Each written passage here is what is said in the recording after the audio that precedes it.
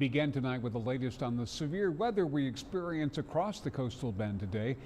Over 25,000 outages reported at one point, some areas flooded and many events canceled. At one point today, AEP reported close to 25,000 without power, including the Texas A&M Corpus Christi campus.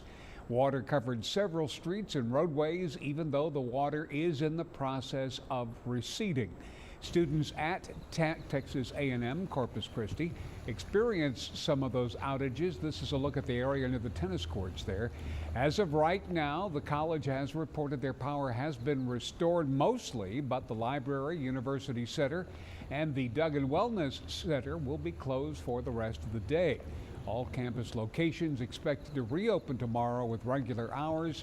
So are we done with the steady rain?